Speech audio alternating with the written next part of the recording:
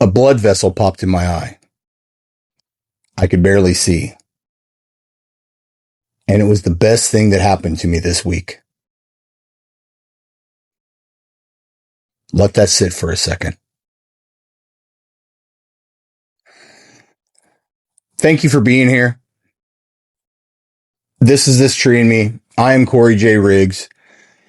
And if this resonates, please subscribe. Check if you haven't already. And if you have, that's awesome. Please share it. Bring others along. Let's keep the conversation going. Let's keep the podcast growing. Let's keep growing together in general. So thank you very much for being here. I appreciate your time.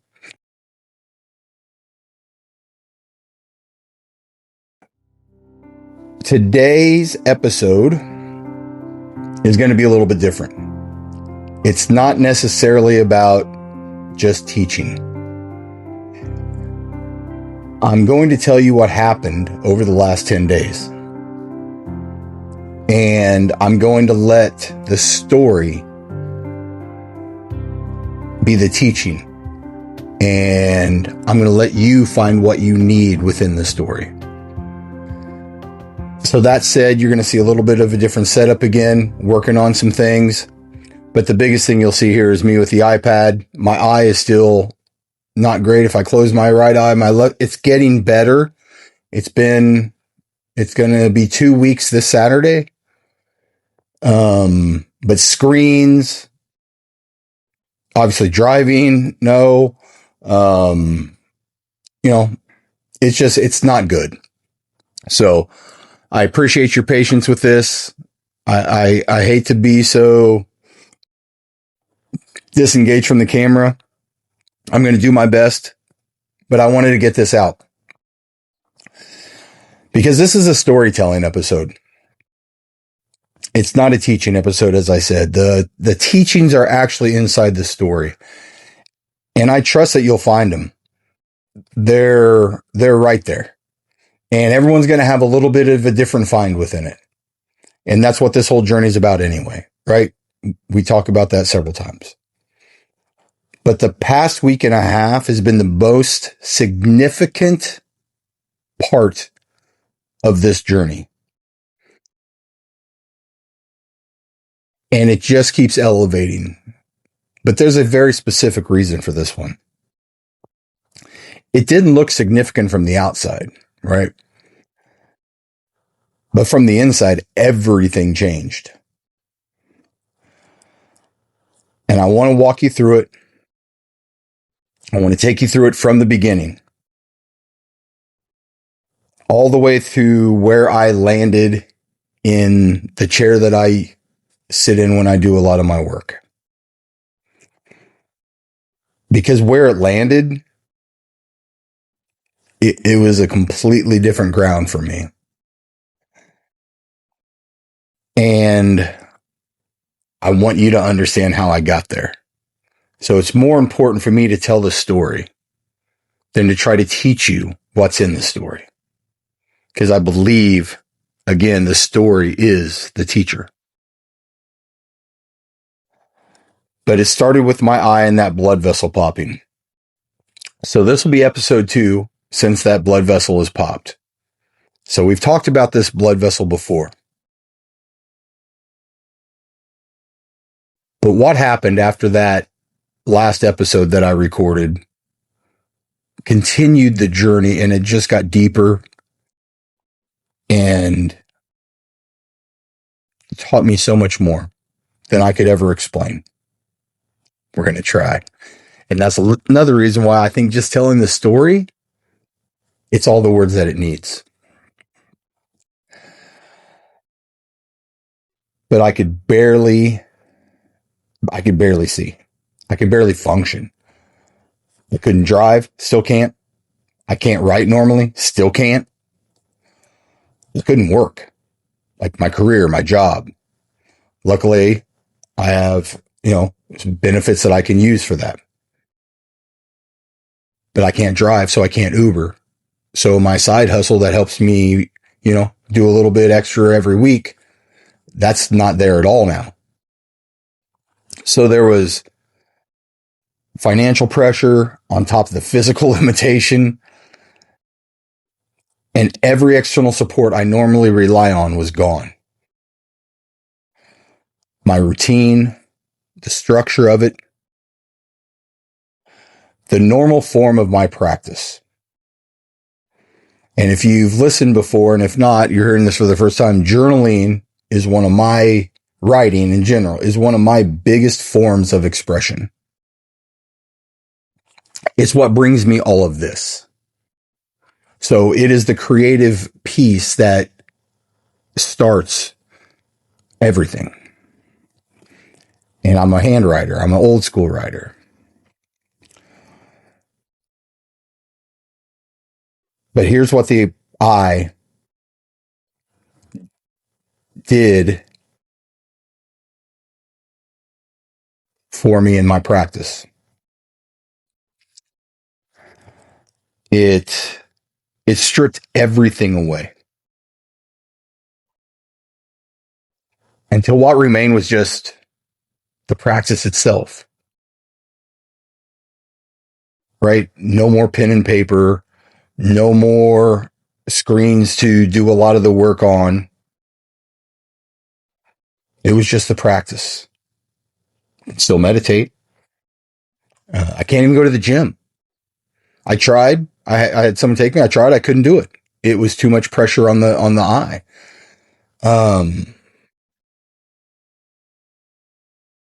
But it took everything away, but not the form of it. The practice that remained. The practice itself remained. Like I said, I can still wake up early. I can still meditate. I can still have insights. So I journaled voice to text when I couldn't write. So I'm still doing that to this day. I meditate in silence and darkness in moments where I can't find my heart, where the ego might be strong because of my limitations and financial, physical, right? Not being able to journal. And like I said, this will be my second podcast, not with my teleprompters, not with just, talking to you in general, having to use an aid.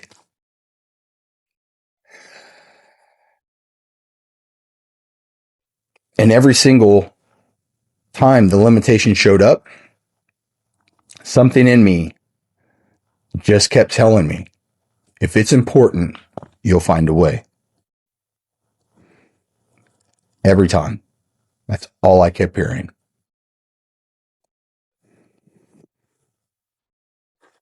But the I did something more important than test the practice.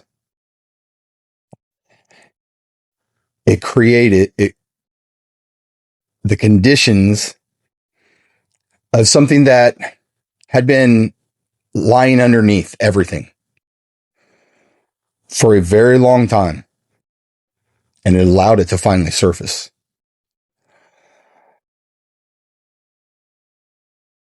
So we've talked about the I.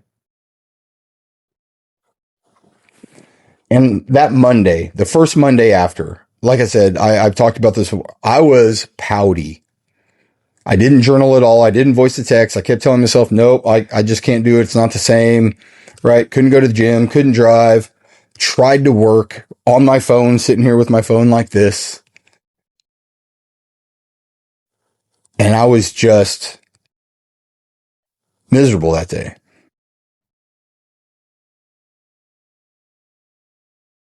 And as the week progressed, the next day, Tuesday, I journaled twice. And we talked about that as well. But what came out of those two journals? One woke me up and said, Bud, you can still do this because if it's important, find a way. And the second journal came out and taught me so much more. The I didn't stop the practice. It revealed it. The two journals, the first was a declaration more so of If I want it, I'll find a way, right? Um, but that's second journal.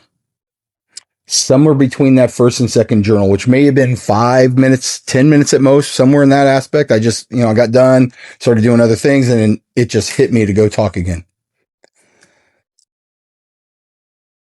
And that journal, that second one found something much harder.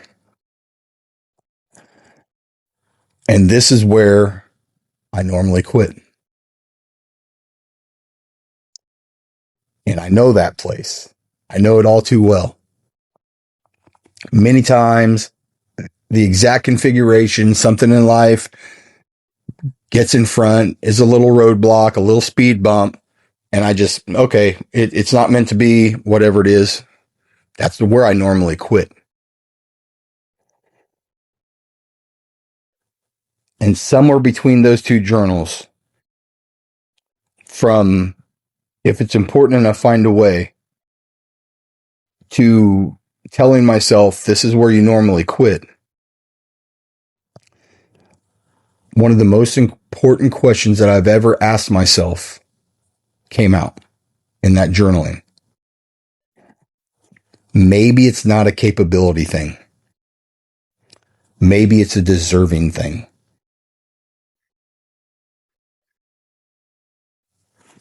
Because I know I'm capable. I have the proof. I have a known track record to be able to do hard things, succeed, grow, all of that. So why does the gap between knowing and doing keep showing up? And I had to look at something, and I had to be very honest with myself. There are things that happened to me that gave me a message of, you are unworthy, you don't deserve it. And then there's things that I did to others that have a different message of, you have to suffer, you don't deserve peace.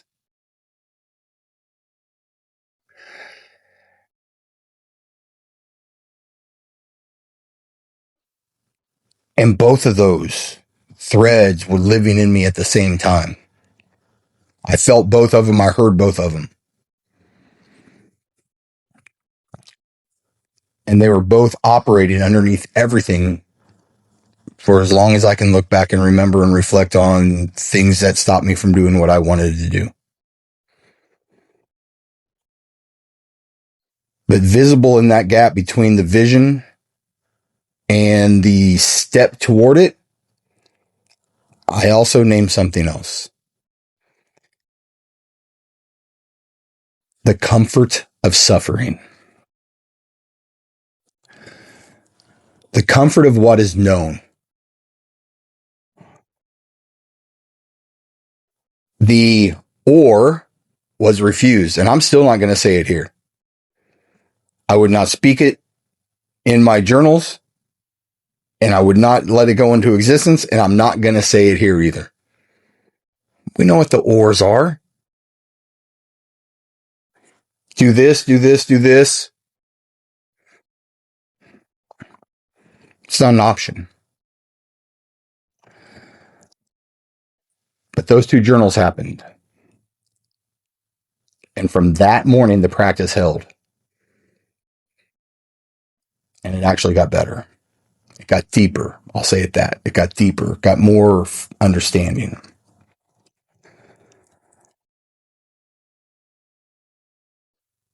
Underneath the exact conditions that historically broke it, the practice held. That worthiness moment, though, that was the turning point where now I know the what. Now I feel and understand the what. All right, so how do we heal it? How do we find it? How do we expose it? How do we work with it? Because it's not a capability thing. Maybe it's a deserving thing. The morning after that, so a week ago today, nothing was working through normal means. Again, the meditation was there, but it just wasn't what it normally is or what it has been. I removed everything. Music headphones off. I'm already in pretty much complete darkness except for the candles that you see right back here. They're lit. No sound whatsoever other than the world. And this is 4:35 in the morning, so there's not a lot of sound. What arrived was not dramatic. It was very quiet, but it was complete. The the answer to every single question I asked at that moment was, you'll know. You know what feels right. And you know what to do when it doesn't feel right.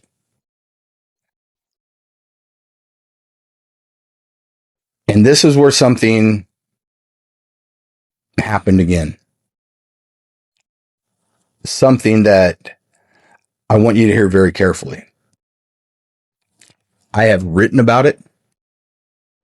I have talked about it.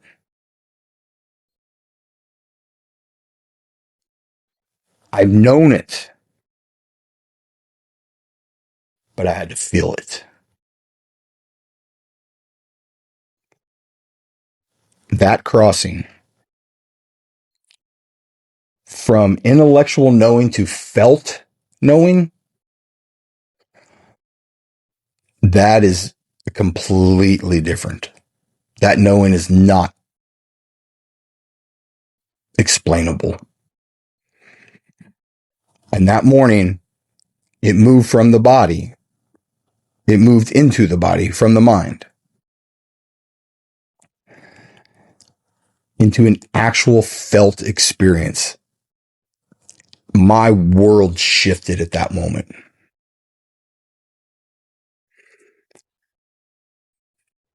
But it took removing all distractions, just letting my ego come at me, finding the rhythm of my heart, breathing, trying to find God, trying to find my truest self, trying to find and ground myself to Mother Earth,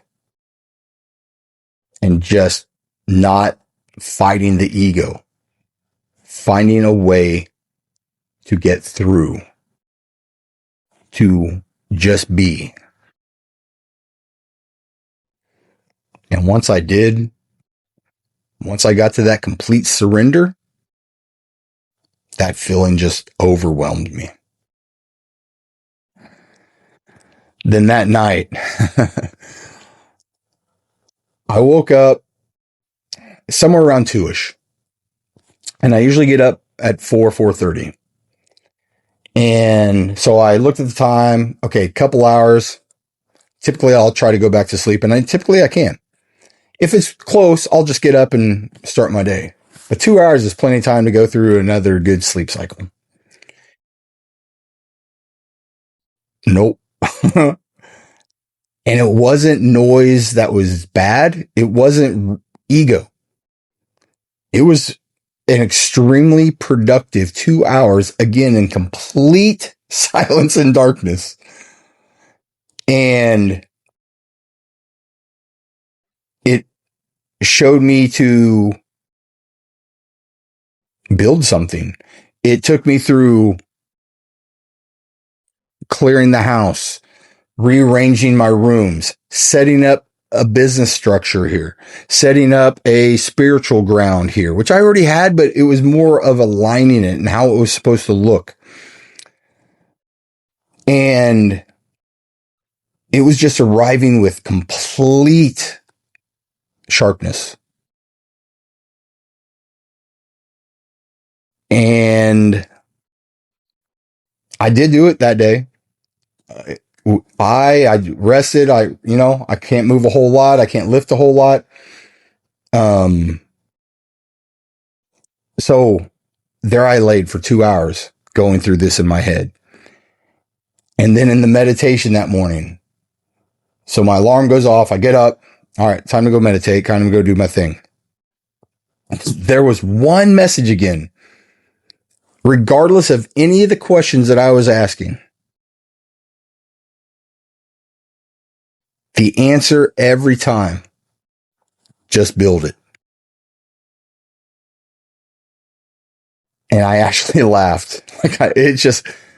I'm a baseball guy. I love baseball and I love the movie Field of Dreams. Just build it and they will come. It was the sacred wearing something familiar for me, right? It was putting a little light on the situation, but it just made me giggle.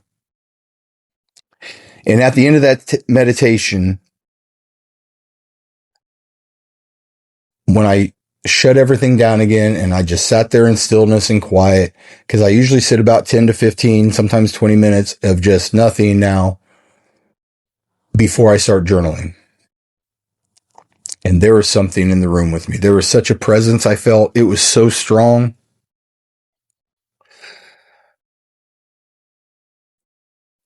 In the whole body, I just felt it. 5 words.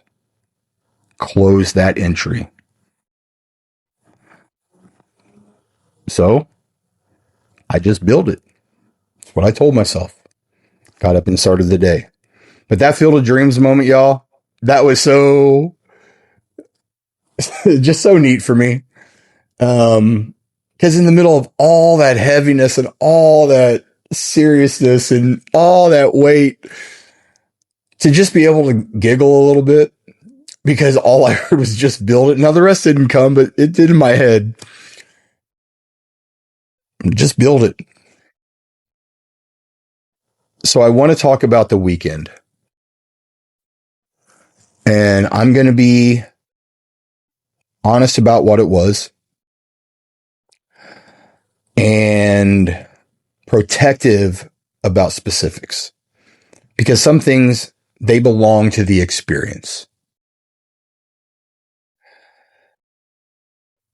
And it doesn't always need to be told. So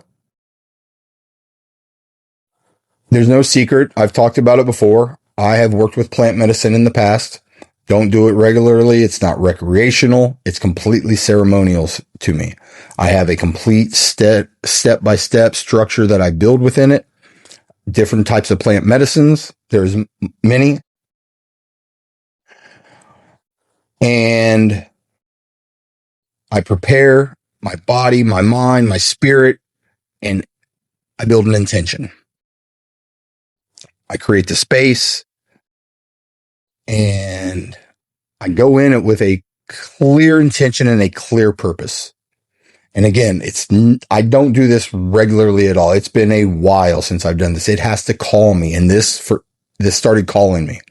That barrier, that worthiness. What am I holding on to? So the intention for this weekend was very precise, and I'm going to read it verbatim as I wrote it. What am I holding on to that is keeping me from believing I am the man and capable and worthy of achieving his goals and dreams? I carried anxiety with that. I was scared and excited all at the same time. And that's where the ego popped in and offered its little warning. Hey, you're going to see things that you did or that were done to you that you don't want to see. I was like, yep, probably right. And what came out of my heart with that was, you know what? My soul already knows everything that I have done. I know everything that I've done and that's been done to me. And my soul still has love. It still has self-worth and it still believes in me.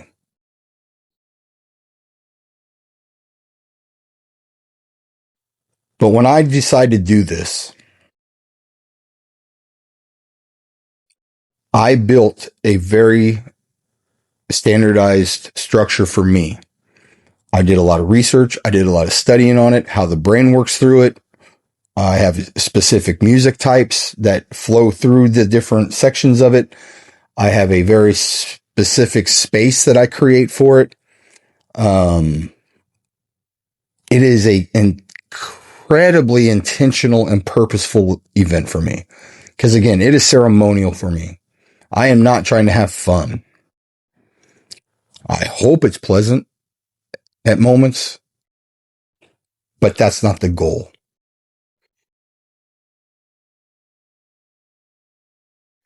But the soul already knew, and it already believes in me.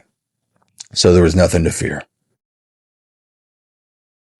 So Friday night, it didn't go as planned.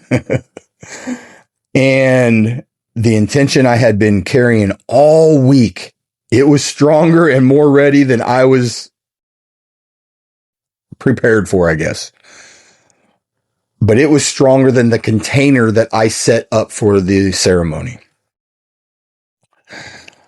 And what I thought was one small preparatory step, it opened everything. What followed was dark and fast and difficult. And this is 2 hours ahead of when I wanted to start. This is all in preparation, getting ready, getting my mind settled, getting my belly settled. Sometimes, you have upset stomach with some of the medicines that you take. Everything I had been carrying for years came all at once. It felt like not one at a time at that moment. It felt like my world, my life came flooding to me all in that instant. It was heavy. And I started pleading with it, my truest self, to God, to any of them that would listen. Not the ego. I wasn't bargaining to stop all this. I was pleading. What can I do? What do I need to do? Whatever it is you tell me, and I will follow.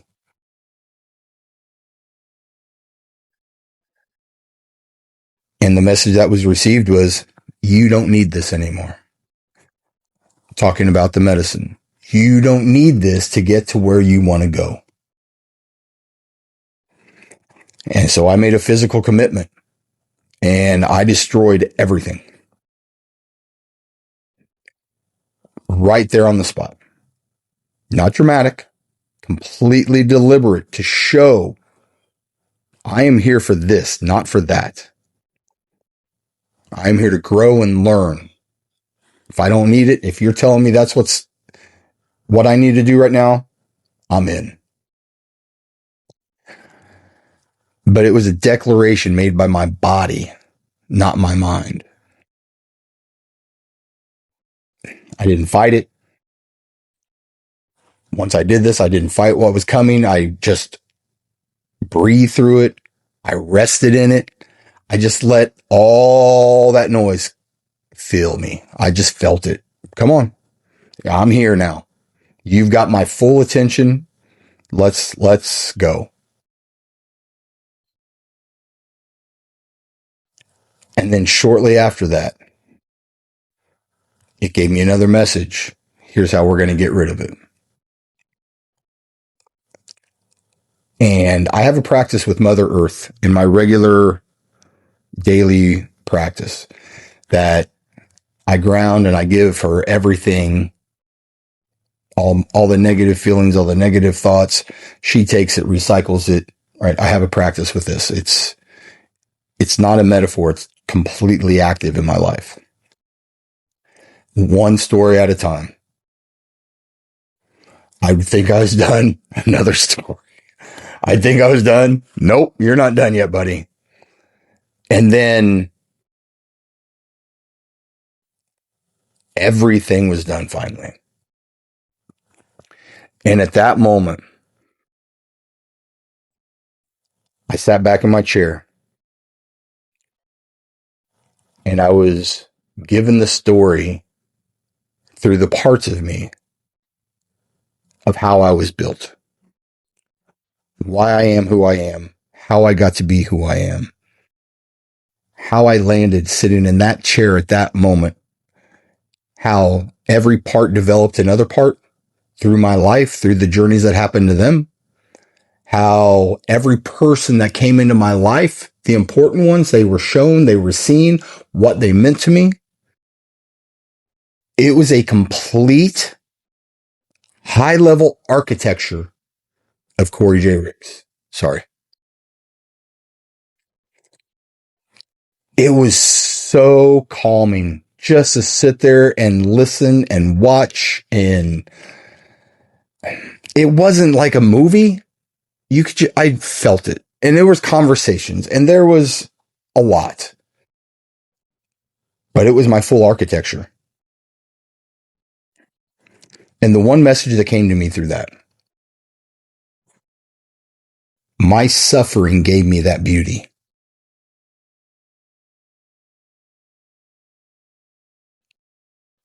Let that land. All the suffering that I went through just before that, that my whole life just flashed into me. All that suffering gave me the beauty of the rest of that night.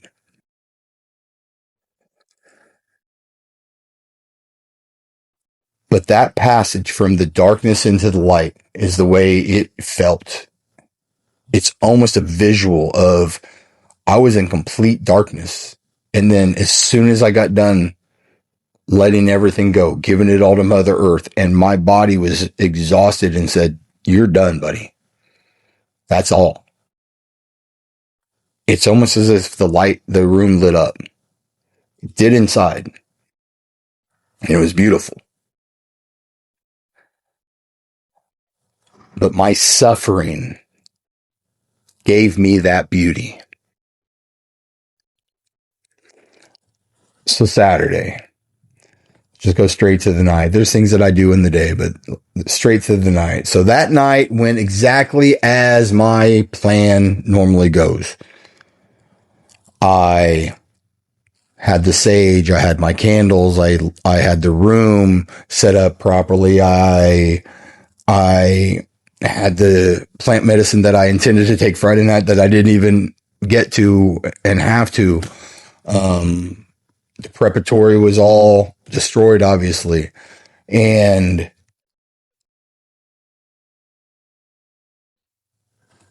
the music, I had my playlist on, I had my headphones going, right? My headphones on, my playlist going. Switch that. And everything was just flowing as it normally does. Now, with the release of Friday, the intention was a little different. Meaning now I can see, okay, now that I know, now that I've released the suffering that was holding me back,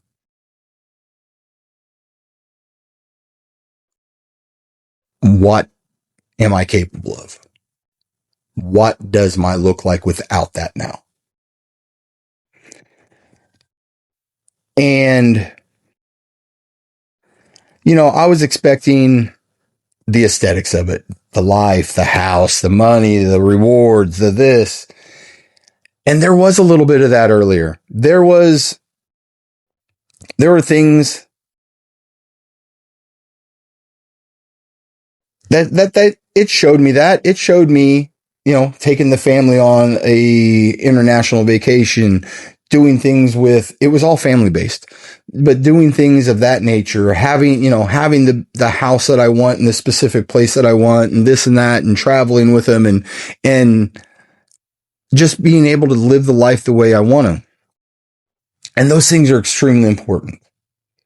I don't want to diminish them. They are a human fulfillment, a human fulfillment. But that wasn't the beautiful part of the night. And it was very early on.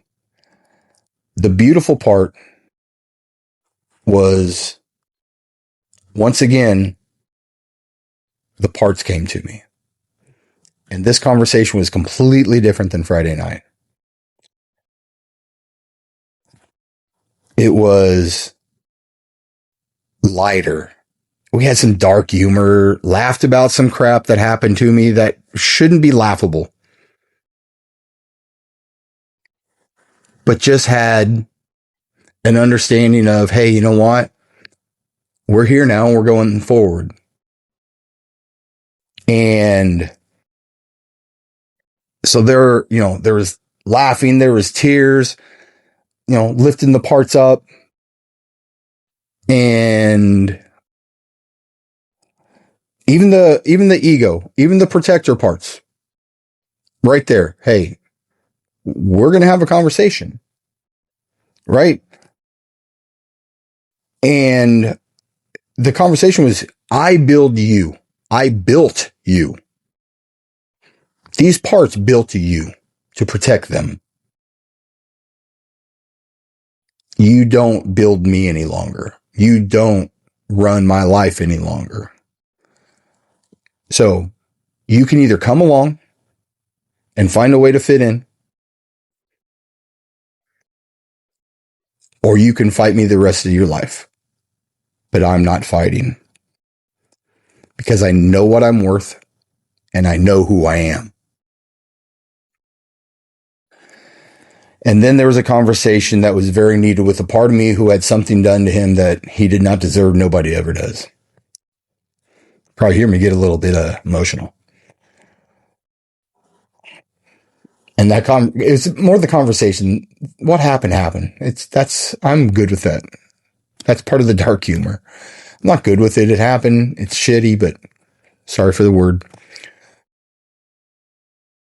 But he had to know he did nothing wrong. And he needed to have that specific conversation with me. And the biggest thing that he needed to hear that night, moving on, is not leaving him behind.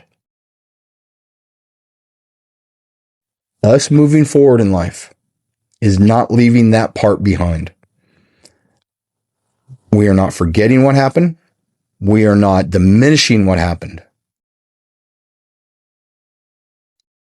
It is simply not going to carry forward as our identity any longer. It is something that happened, but it's not who we are. The whole conversation that night, though, y'all, was so much fun. It was just one part to the other, how this younger part was grown, my teenage years, the one we call Rigo. That was my nickname that came up through that time. So Rigo was in there, right? The adult in me, the ego was there. Just, it went full circle. And it went into the next. There were stories within it that were a lot about women, the women in my life, my mom, my sister, others that were muses of my life, or they were transitional pieces that built me onto who I was, helped me become the man that I became, or that I was capable of becoming. And some that showed me they were strictly helping build the egos that protected me. It was the neatest conversation. It really was. But that one with the young part, that set it all free. That has come full circle in the integration. And we'll talk a little bit about that, but moving forward is not leaving that part of you behind. So where did I land? Sunday morning, still can't watch TV. And for anybody who's ever listened to anything, I watch CBS Sunday morning. That's my kind of chill time, just me time. I don't multitask. I watch that show. I just enjoy it. Well, I can't watch it. Can't see. So after my meditation, I just sat there and again, no music, no headphones, no lights, no candles, complete and utter darkness and stillness. And I wasn't worried about anything. There was just such a sense of wholeness and a sense of calm about me. It wasn't a dramatic transformation. It it was just calming. And in that moment, I was scared. I was anxious. I was brave. I had all these feelings because now I've let go of what's holding me back. I feel released from that suffering. Holy hell. Now it's stopping me, right? And the landing changes the ground for everything ahead.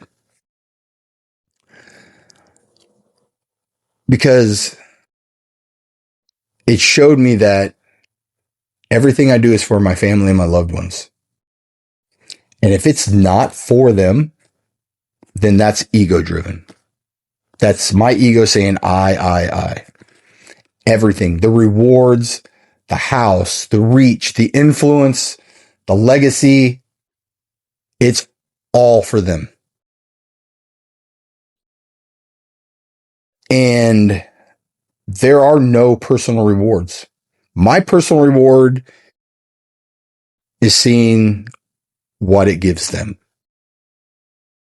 That seeing their joy, their fulfillment, their becoming the best selves they can be. That is my reward. All the other stuff, that's just the human side of life, giving back. But they belong to my children, my grandchildren, all the ones that I love. That's who gets all this. I know what I'm worth. 5 words. And I mean every single one of them. But that Sunday morning was so calm and peaceful. Just a sense of, I can breathe now. I doesn't mean it's the work stops. It doesn't mean that life is not going to have bumps. But that's okay. I didn't have that identity hanging on to me. I didn't have that suffering hanging on to me anymore. It was so beautiful. And I know what I'm worth.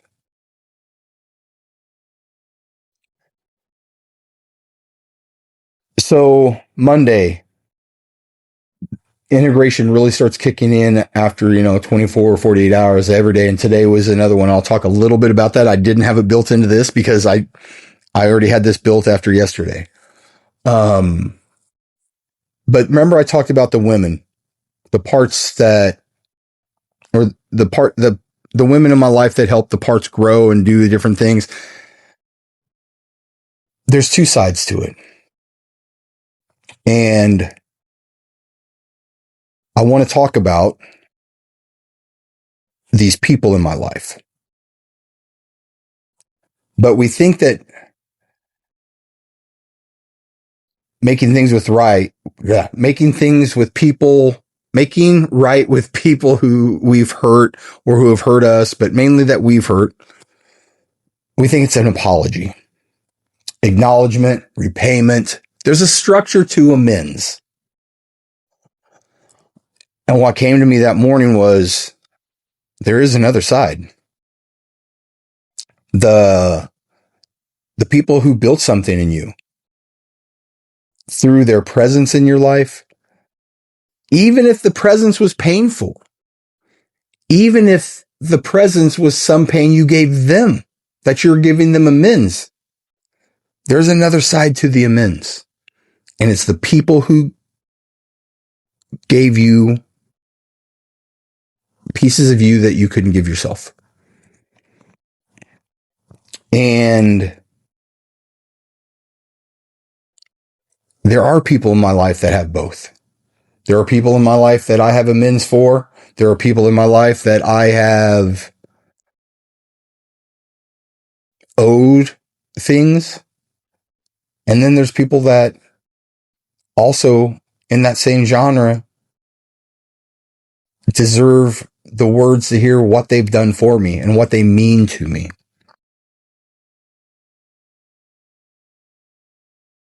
There's a few of them that I wouldn't be who I am right now without them. I'll name some. I've always named my mom and my sister. They are by far the latter top. There's another one. And then there's several that have been muses in my life. And like I said, there's been inspirational women in my life. There's been muses in my life. Some were relationships, some were not. There was a young one throughout my whole high school years. We were never in a relationship. She was just someone that we bonded on a different level.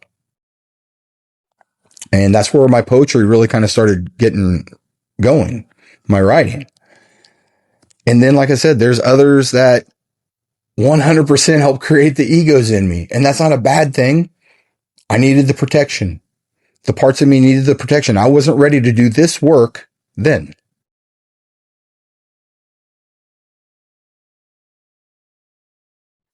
But the soul receives what the human may not be able to consciously take in.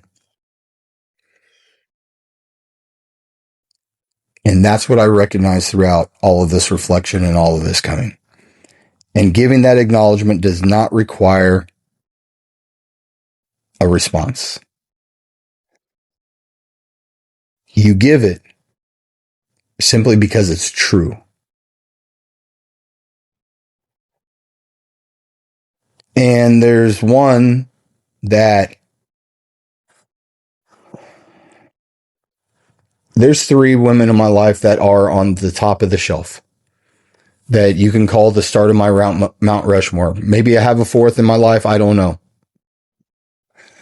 There's three. There's three queens. And that third one, I've always said that I took her as far as I could and then let go because I knew I couldn't do any more. I knew I wasn't capable. But I've always said that I've taken her as far as I can, and it's the complete opposite. And I've realized that this week. No. She was there to take me as far as she could. And then it was broke. And we are both better people for it. And I know I would not be sitting right here in this moment without the influence that she gave me.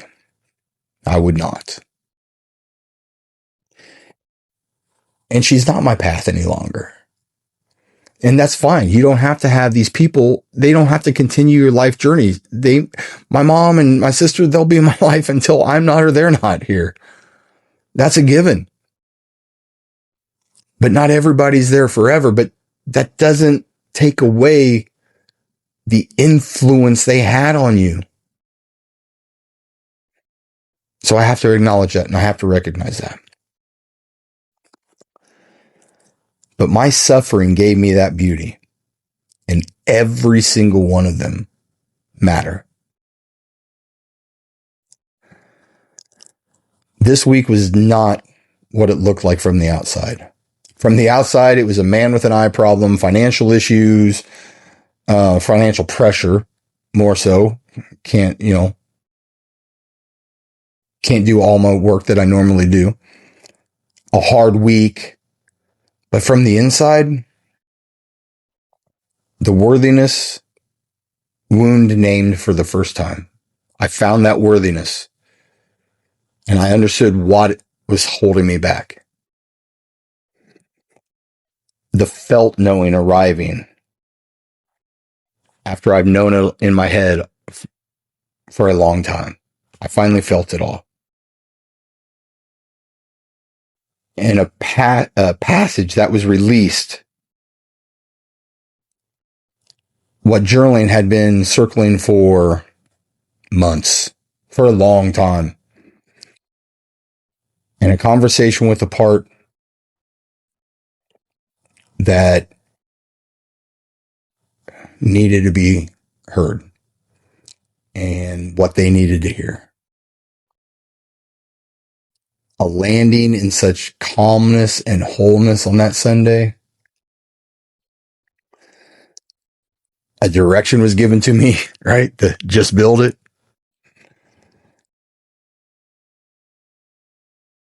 My purpose, my reason, my family and loved ones. The intention was the teacher. The darkness was the classroom. The surrender was the door that opened. And on the other side of it, I know what I'm worth. I am not saying that the journey is over. The building is really just beginning. I can validate that from the last few days. And today was phenomenal. Phenomenal morning. What I learned this morning in my meditation and journaling was this. Just keeps going forward. The integration is still arriving. But there's more ahead of me than there is behind me now. And that's a freeing feeling, y'all. And the ground that I walk on is much different now. And that different ground changes everything for me. It's something I can build on top of now. So, reflection for this episode, as we do at the end of every episode, are some questions I want you to reflect on. What limitation in your life right now might be your teacher? Like my eye was the limitation that gave me the journey to go on through all this. I wouldn't be here. I wouldn't be as grateful for what I have in my life right now if it wasn't for this little eye thing. I've gotten so many gifts this week from this eye journey. It's insane. So is there a limitation you can see in your life that's could possibly be your teacher if you lean into it? Is what's stopping you capability or is it worthiness? Think about it and feel it. And what part of you is waiting to hear that moving forward and moving on is not leaving them behind?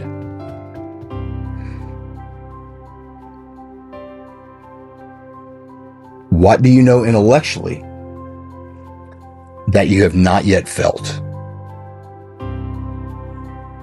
Some things to meditate on, some things to pray on, some things just to sit and write about.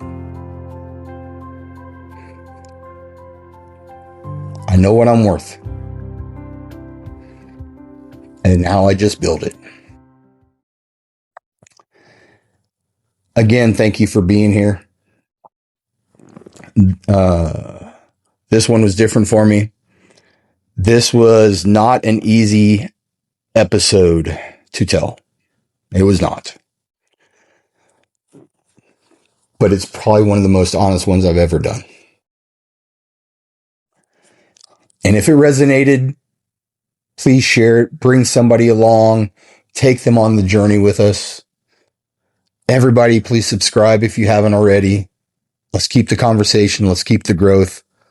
Let's keep helping each other. This is This Tree and Me.